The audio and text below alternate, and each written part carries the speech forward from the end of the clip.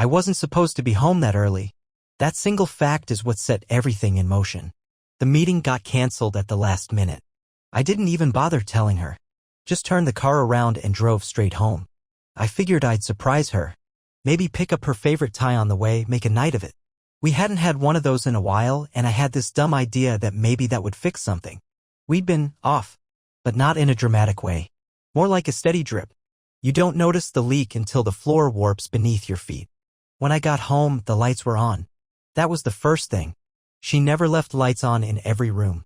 The kitchen, the hallway, even the dim reading lamp in the guest room. I stood in the doorway for a second, keys in my hand, listening.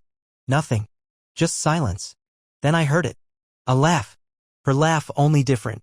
Like she was trying to sound casual but couldn't help the edge of breathlessness, like someone who just got away with something. My stomach tightened, and not because I was suspicious. It was more instinctual. Like the air in the house had changed temperature without warning. I stepped inside and closed the door gently behind me. Walked toward the sound. She was in the dining room. Her back to me. On the phone, pacing barefoot in one of those oversized t-shirts that looks innocent unless you know it doesn't belong to her. And I knew immediately that shirt wasn't mine. Wrong size. Wrong color. Wrong man. She hadn't heard me come in. And what she said next. I still hear it sometimes in quiet rooms. She said, "I still smell like you." There was a pause. Then a giggle. Then she added, "No, he's at some networking thing. He won't be back till late. We've got time next week." Same place? My body didn't react at first. I didn't rage, didn't shout. I just stepped back out into the hallway and stood there, blinking, while my mind tried to sort the new reality into a language it could understand. She ended the call a minute later, and I could hear her walking toward the kitchen, humming. I waited until I saw her silhouette past the doorway, then stepped in. When she saw me, she froze. But only for a breath. Then, like flipping a switch, she smiled and said, "You scared me." I didn't smile back. She glanced at the clock like that might offer her an excuse. "I thought you had a meeting tonight?" I didn't move. Just stared. "Who were you talking to?" She didn't blink. "My sister." Wrong answer. Her sister was on a flight to Phoenix. I knew because I'd helped her book it last week when her kid got sick. She'd be in the air for another 2 hours. So I repeated it. "Who were you talking to?" That was when the smile slipped. Barely. Just a twitch at the corner of her mouth. And for a second I thought she might admit it. Maybe laugh it off. Pretend it was some joke or misunderstanding. Something we could talk about like adults. Instead, she said, "Why are you acting like a psycho?" Just like that. Not denial. Not apology. Accusation. And something inside me shifted. Something permanent. She pushed past me and opened the fridge like we were done. "I don't have time for this. You get weird every time you're stressed. I'm not doing this tonight." I stood there, the smell of that stranger's cologne suddenly punching through the air like heat. And she knew. She knew I knew. But she was so damn calm. Like it was my crime for discovering it. I said, "Whose shirt is that?" She didn't answer. Just grabbed a bottle of water and started walking away. And I followed. Not to hurt her. Not to scream. Just because I needed to see if she could lie with eye contact. She turned to the hallway. "Do you really think if I was cheating, I'd be dumb enough to wear his shirt around the house? Think about it. Use your head." She was still trying to flip it. Still trying to paint me as the irrational one. And I think that's what cut deepest, not the betrayal itself, but the arrogance. The casual cruelty. Like I was too stupid to connect the dots unless she let me. I didn't say anything else that night. Just walked out. Drove until I ran out of gas and sat in the dark for an hour, thinking about every moment I thought meant something, wondering how many of them were just props in her private theater. It was already over. I just didn't know how far the fall would go. And trust me, it gets worse. The next morning, I didn't go home. I slept in the car. Or tried to. Somewhere off a side street near a 24-hour laundromat. It smelled like detergent and engine oil and bad decisions. I had a crick in my neck and a half-dead phone, and for a while, I just sat there, staring at the sunrise like it owed me answers. I thought maybe she'd call. Thought maybe I'd get a text. Some flimsy attempt to explain. To lie. To drag this into the slow spiral of false closure. But no. Radio silence. Like I was the one who'd disappeared. Like I had imagined it all. I drove back to the house around 9:30. Her car was gone. Of course it was. She was probably with him. Whoever he was. Maybe they were laughing over coffee. Maybe he was still wearing that smug grin he wore when she got out of his car that night. I hadn't connected that yet. Not fully. But something in the back of my brain had already started sharpening the pieces, waiting to stab me with the truth. I walked inside and the place felt wrong. She'd left breakfast out, toast barely touched. Coffee still warm. Like she'd been interrupted halfway through a routine. Something about that made me pause. The calm of it. The stillness. Like she'd walked out of a movie and forgotten she was in it. Then I saw it. On the kitchen table. Her phone. Not her real phone, the burner. Small, sleek, new. One I'd never seen before. Probably kept in her car or her purse, turned off whenever I was home. But today? She left it. Unlocked. I stared at it for a solid minute before touching it. Like it might bite. Like picking it up would make this all permanent. It wasn't curiosity anymore. It was survival. I needed to know how deep the hole went before I fell in. First message I opened said this: "You left the shirt." I'd say I want it back, but I'd rather just take it off you again. And then, he's too slow to figure it out. You've got time. There were pictures too. Not explicit, but intimate enough to make my skin crawl. Him standing behind her, hand on her hip. Them at a hotel pool. One of her in a mirror biting her lip. All timestamps from nights I remember her telling me she had work dinners or emergency meetings. She wasn't hiding it. Not really. She was daring the world to expose her. That's when I stopped reading. My hand was shaking, but I felt nothing. No rage, no tears. Just the stillness in my chest, like someone had reached in and unplugged me. Then the phone rang.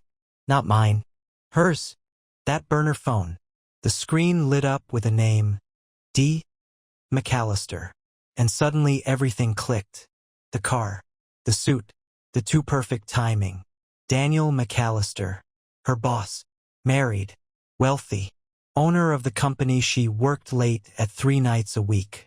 Had shaken his hand. Sat across from him at last year's Christmas party. Talking about baseball and bourbon while he was secretly rearranging the shape of my life behind my back. I didn't answer. I just stared at that name flashing on the screen like a countdown. And when it stopped ringing, I didn't breathe until it went dark again. The second it did, I heard the front door open. She was back. Keys dropped in the dish by the door. Heels, not hers, clacked against the floor. She called out like everything was normal. "Did you take my charger?" I stepped into the hallway, holding the burner phone in my hand. She saw it instantly, didn't freeze, didn't panic. She smiled, a slow, calculated curve of her mouth. Like I was a child who'd finally found the matches. "Oh," she said. That? Like it was a grocery list or an old receipt. I said nothing. Just waited. She stepped closer, no fear in her. Only strategy. You weren't supposed to see that. No apology. No shame. You're not even going to lie? I asked. She shrugged. You'd rather I lie? And the worst part? She was serious. Like she was offering me an out. A chance to pretend this wasn't happening.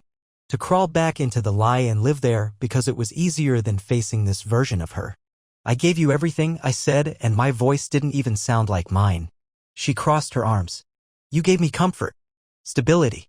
That's not the same. It hit me then, this wasn't new. This wasn't a lapse in judgment. This was her. The real her. The version I'd never met because I was too busy loving the illusion. You're leaving, I said. Pack your things. Now. She laughed. Actually laughed. Or what, she said. You'll throw me out? Please. You couldn't even ask who I was texting last night without trembling. I stepped back. Not from fear. From disgust. Because I finally saw her clearly and she was nothing like the woman I married. She walked past me, picked up the burner phone from my hand like it was hers by right, and said, "Don't make this messy. You're not built for messy." I didn't reply.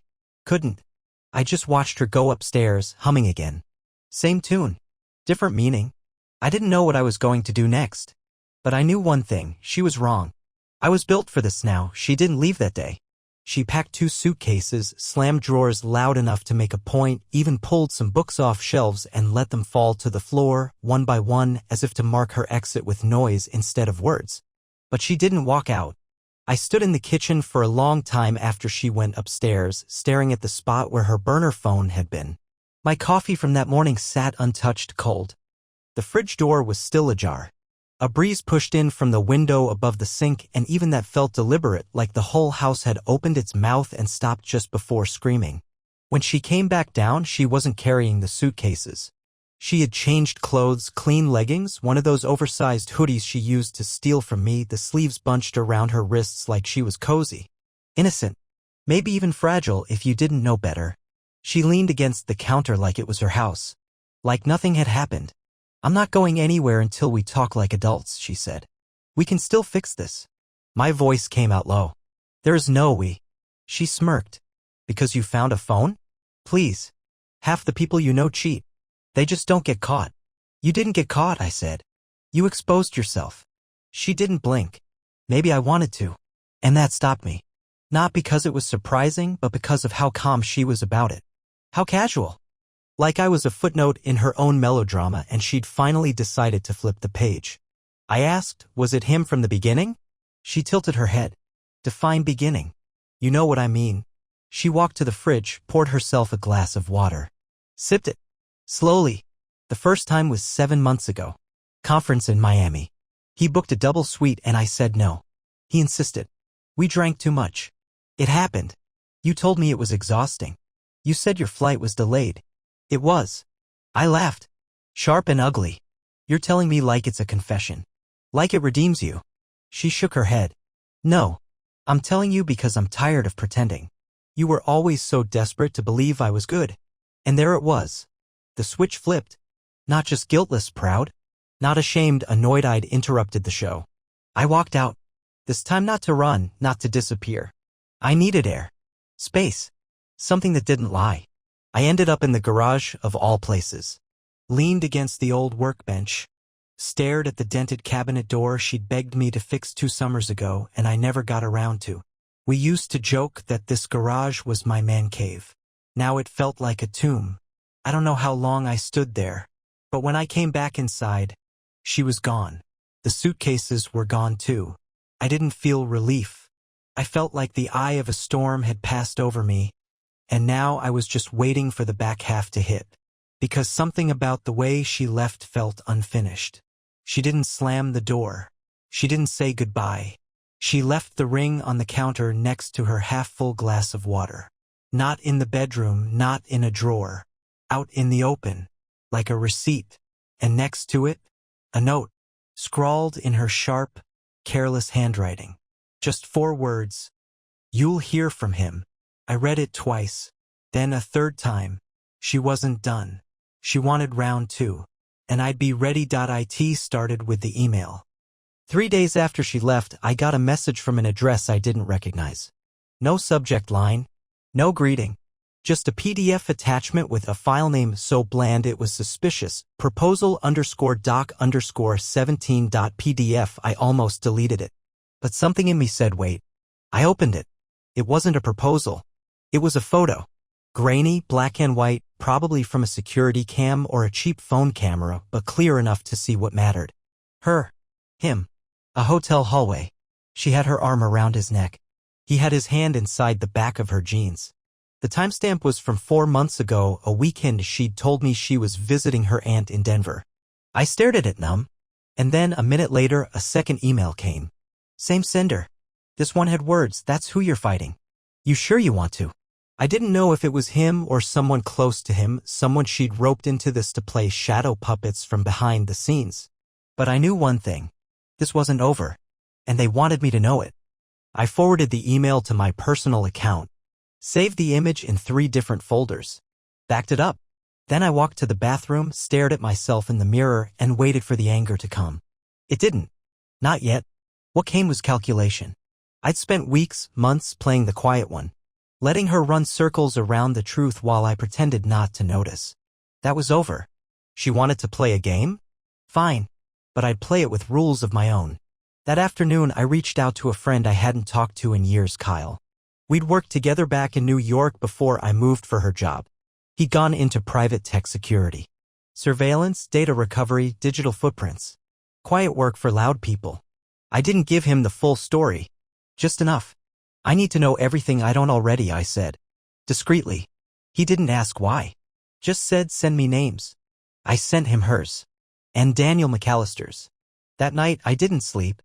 I stayed up going through every drawer she used to touch, every shelf that had her fingerprints. Not out of nostalgia, I was looking for cracks. Clues. Threads to pull. And I found one. Buried in a shoebox, taped shut and shoved behind winter scarves she never wore, was a small, dusty folder with a rental agreement in her name. Not our house. A condo. One town over. Furnished. Rented monthly. She'd signed it 3 months ago. Right around the time she stopped letting me pick her up from work. The condo address was burned into my brain before I even realized I was getting dressed. I drove there. No plan. No backup. Just instinct. The building was glass and steel and too clean, a place built for people who wanted to be seen, but not known. I waited across the street, engine running, eyes fixed on the lobby. At 11:17 p.m., the doors slid open. And there she was. Alone. Hair in a loose braid, jacket zipped halfway up, earbuds in.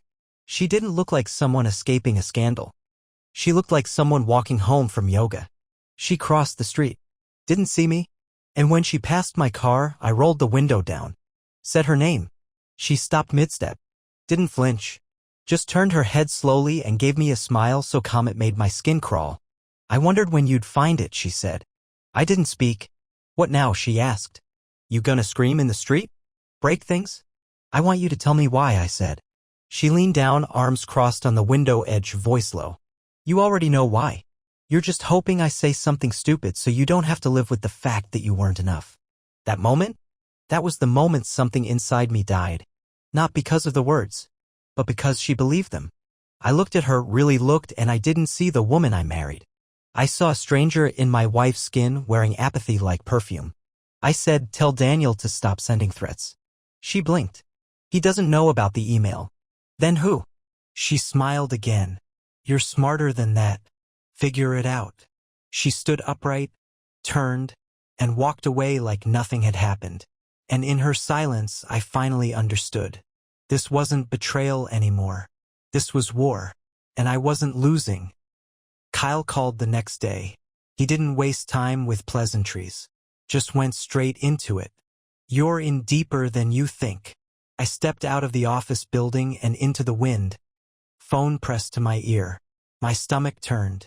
Go on. She's been using you. I don't mean emotionally. I mean financially.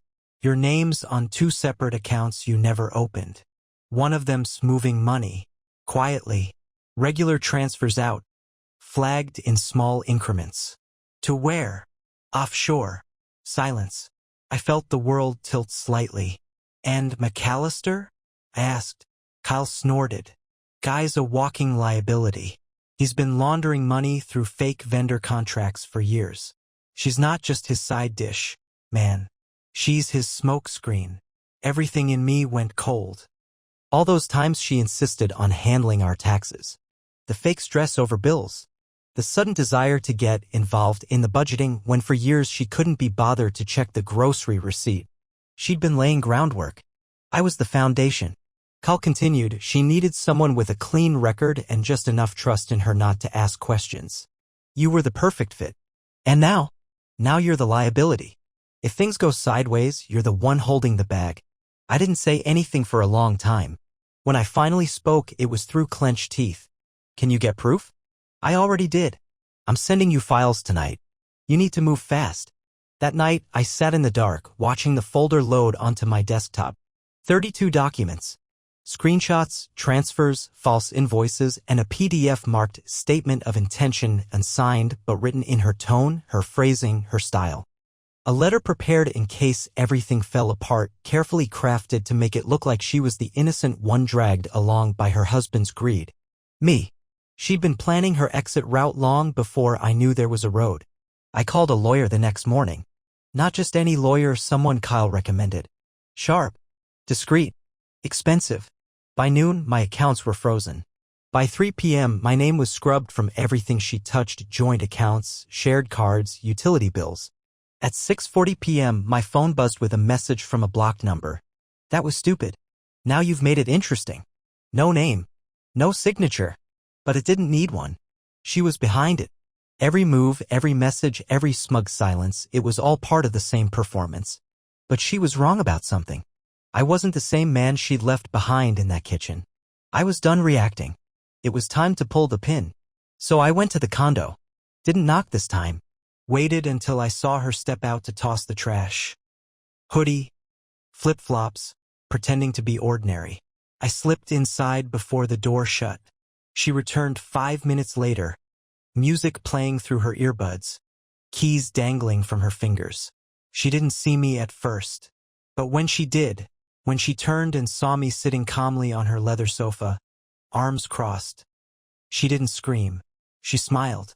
"Broke in now, did we?" "No," I said. "I walked in. You left the door open." She leaned against the wall like it was a runway. "You here to beg or to threaten?" "Neither," I said, and slid the printed documents across the coffee table. She didn't touch them, just stared. Then, finally, she picked up the top sheet and flipped through. Slowly. Her fingers didn't shake. Her face didn't twitch.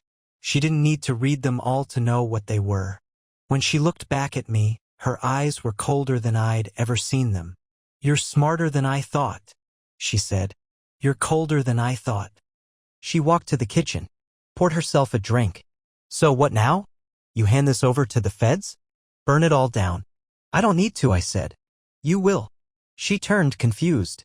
I stood and said, "You have 48 hours to sign the divorce papers. Admit fraud. Remove my name from every connection. Clean cut. No damage to me, and I don't press charges. And if I don't?"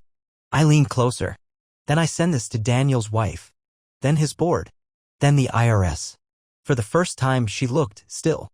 Not scared, but paused, like she'd finally realized I wasn't bluffing. She lifted her glass and said, "You've got bite after all." And I said, "You never knew me." I walked out before she could reply. That was the first night I slept without waking up gasping. Because now, the pieces were moving. She didn't wait the full 48 hours. She showed up at my office the next morning unannounced. Security called ahead, asked if they should send her away. I told them no. Let her in. I wanted to see what version of her would walk through that glass door. She came in like a storm wrapped in silk. Hair perfect. Makeup flawless.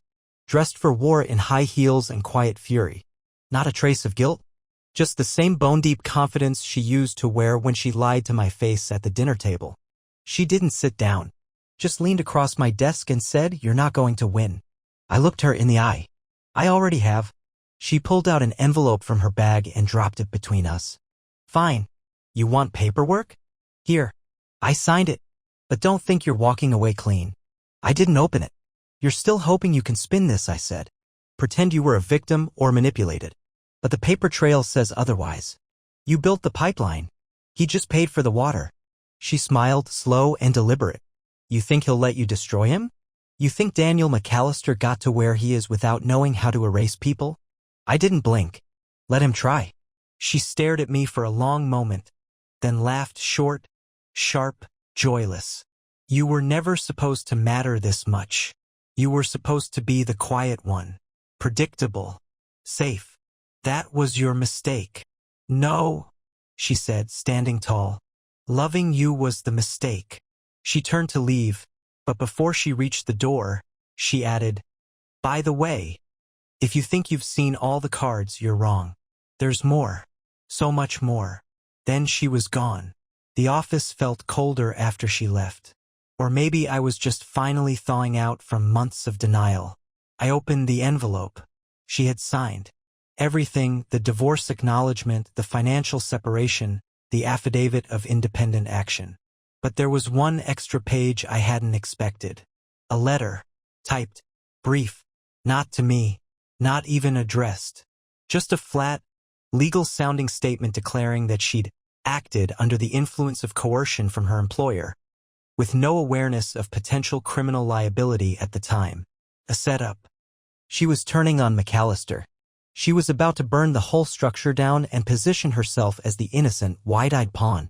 I called Kyle again. "Track her," I said. "Every call. Every email. She's flipping on him and she's going to try and pin this whole thing on me if it doesn't work. You sure you want to stay in this?" "I'm already in it." "Then you need to hear something." He hesitated. Then he said, "There's another name tied to this." Someone she's been talking to behind both your backs. Who? Cal sent me a file. I opened it. It wasn't a name I recognized, not at first. But it was tied to a company that rang bells. One she used to mention in passing. A boutique consulting firm. Small. Unimportant. But very real. And suddenly it all clicked. This wasn't just an affair. This was leverage. A nest of quiet partnerships. Fake companies feeding fake invoices all routed through me. I had been the front. McAllister was the muscle. And she? She was the architect. Which meant this was her exit plan. She wasn't just turning on McAllister, she was trying to disappear with everything. And if I didn't stop her, she'd bury me and him in the same grave and walk away clean. But now I had a timeline. And she didn't know how close I was to catching her mid-jump. She thought she'd already won. That mistake was going to cost her everything. The next 48 hours unfolded like a countdown. I kept a low profile. No messages. No calls. I let her believe I'd taken the deal, swallowed the papers, and tucked myself back into the shadows. That's what she wanted. What she counted on. Silence from me, chaos around her, the kind of storm she could play the survivor in. But Cal kept feeding me intel. Every movement. Every call. At 9:22 p.m. the night after her visit to my office, she met with a man in a private backroom of a downtown bar. He didn't match any of McAllister's known associates. No ties to the company, no digital trail. But he did have one connection that mattered. He worked for a consulting firm that specialized in post-corporate cleanups.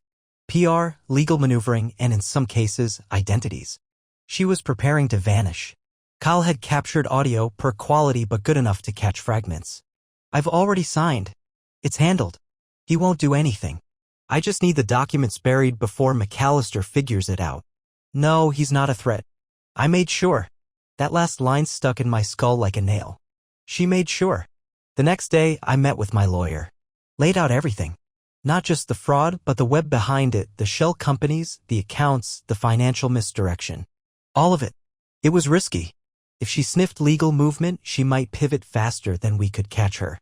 But my lawyer said something that shifted my whole posture. She's running scared. You've got her on the wire and people like her? They slip when they're cornered. That night, I got the call. Not from her. From McAllister. His voice was deeper than I remembered. Controlled, but tight. You're making a mistake, he said. I stayed quiet. You think taking her down helps you? I can bury you both. Still, I said nothing. He chuckled. Dry, humorless. You're not talking. Good. That means you're listening. So here's what's going to happen. You're going to hand over whatever you have. And in return, I don't make your life hell. What makes you think you still have leverage? I finally asked. Because she gave it to me. Click. He hung up. I didn't even have to ask Kyle. He confirmed it an hour later. She'd sent McAllister a file. In it, screenshots of our texts, emails, carefully edited threads that made it look like I was part of the laundering. A willing partner. The fall guy. She was playing both sides now, trying to disappear by giving each of us the illusion of power over the other. Let us eat each other alive while she slipped out the back door. But I wasn't done yet. So I did something she never expected. I asked to meet. One last time. Neutral ground. Empty warehouse we used to rent for storage long before we had a house. A dead spot, no cameras, no signals. Just space. She showed. Of course she did. She always came when she thought she could win. She walked in wearing black. Clean lines. Minimal makeup. No jewelry. Like she was already halfway out of her own skin. You wanted a scene? She asked. Could have just sent a lawyer. I handed her an envelope. Inside? A photo. It was her. And the man from the consulting firm. Her face tilted toward him, mouth moving. His hand on a folder. Timestamp. Coordinates. The works. She looked up slowly. And I saw it. Not panic, but awareness. Realization. She knew now that I had more than she thought. That I wasn't bluffing.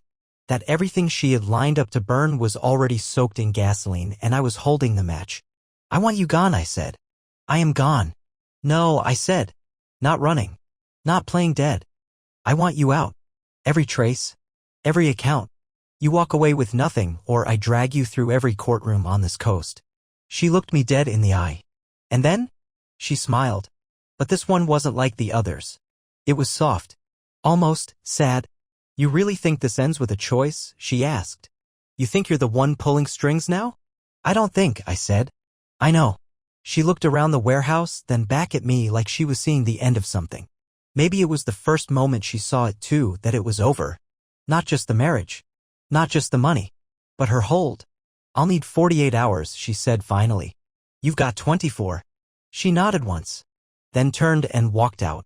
This time, she didn't look back. And for the first time in a long time, I believed she wouldn't. She didn't respond for 12 hours. Not a call. Not a message. Not a lawyer in sight. I thought maybe she was folding. Maybe the weight of exposure had finally pressed her spine flat to the ground. Then I got the letter.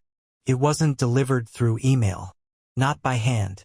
It came by mail, in an unmarked envelope, typed on thick, cream-colored stock. No return address. Just a note. One sentence.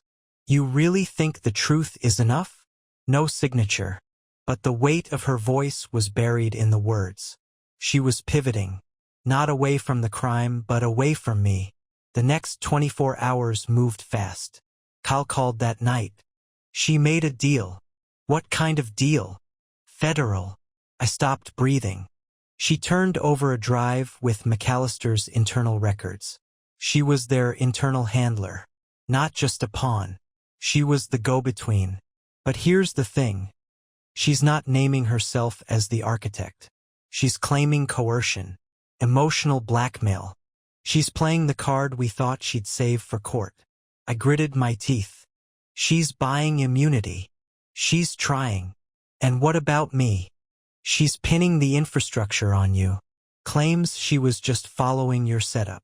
The next sound in the room was silence. And then I whispered, she's actually doing it. She's betting you'll break first. But I didn't, because I still had the file. The full one. The real one. Everything she handed the feds? It was the edited version.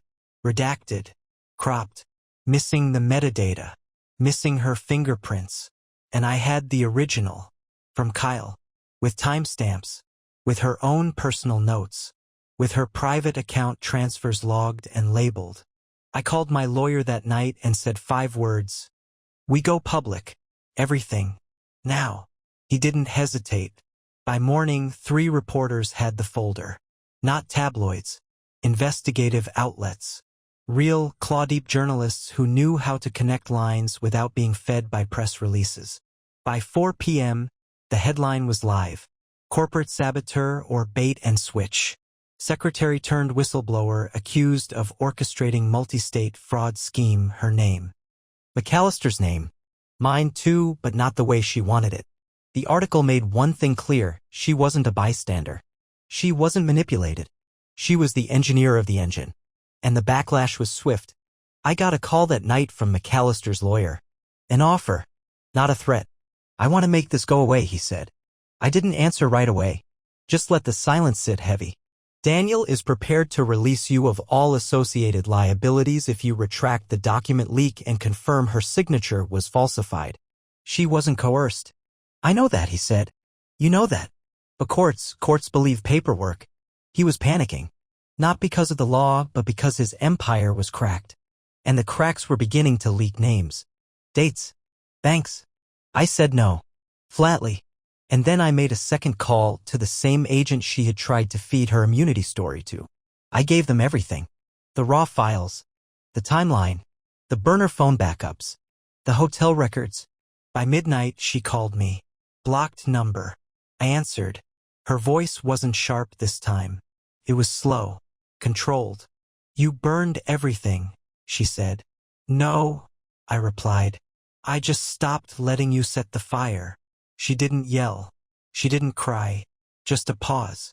And then, you just ruined the best thing that ever happened to you. I almost laughed. Instead, I said, you were a lie wrapped in a warning sign. I just took too long to read it. She hung up. And this time I knew. There'd be no more letters. No more smug grins. No slow turns in doorways, waiting for me to beg. Because this wasn't just the end of the game. This was her realizing she wasn't holding the board anymore. 3 days after the story broke, the subpoenas started flying. McAllister went underground, unofficially, of course. The company put out a statement saying he was taking time to assist with an internal audit. But behind closed doors, his phone went dark. His executive assistant emptied her desk and vanished. And the board members? They started distancing themselves with the grace of rats jumping from a sinking yacht. But she stayed visible. That was her style. Act unbothered, unshakable. She gave a brief interview to a small-time online magazine. A puff piece where she said things like, "I trusted people I shouldn't have," and "I made mistakes, but I was never in control." She played the wounded genius, the woman taken advantage of, the loyal employee turned victim. The public ate it up for about 12 hours. Then the full files leaked. Not from me, not from Kyle, from someone on the inside, one of McAllister's own, someone who had everything to lose and finally decided to cash in with the truth. Anonymous uploads, bank trails, internal memos signed by her, instructions in her exact wording. Everything she tried to hide came rushing into the light. The fallout was brutal. Her face was plastered across every business feed. Podcasts debated whether she was a calculated criminal or a corporate manipulator with sociopathic tendencies. But what none of them could ignore was this. The lies were deliberate, detailed, rehearsed, and all roads led back to her. And suddenly, nobody was protecting her anymore. McAllister threw her to the wolves. The consulting firm she ran to for her clean break cut ties and issued a statement denying any involvement. Even her lawyer started dodging media requests. And me? I stayed silent. I didn't gloat, didn't post a thing, didn't grant interviews. I let the evidence speak for itself. And while she was getting dissected in headlines and dragged in court filings, I was sitting in a quiet office, finalizing my divorce paperwork, alone. My lawyer slid the final agreement across the table. "She's agreed to everything," he said. "No contest, no demands." The silence in that moment was unreal. After all the noise, all the fire, it ended in silence. I signed without pausing. And as the pen left the paper, a single thought ran through my mind. This wasn't justice. Justice would have been a rewind, a way to undo the years, the lies, the slow erosion of my identity beneath her manipulation. This was survival, and sometimes survival is the only win you get. That night, I sat on my balcony with a glass of bourbon, watching the wind shake the trees. And then my phone buzzed. One new voicemail, blocked number. I didn't want to check it, but I did. It was her voice, measured, crisp, cold. "You got what you wanted," she said. "I hope you enjoy it. Just remember, you only won because I let you.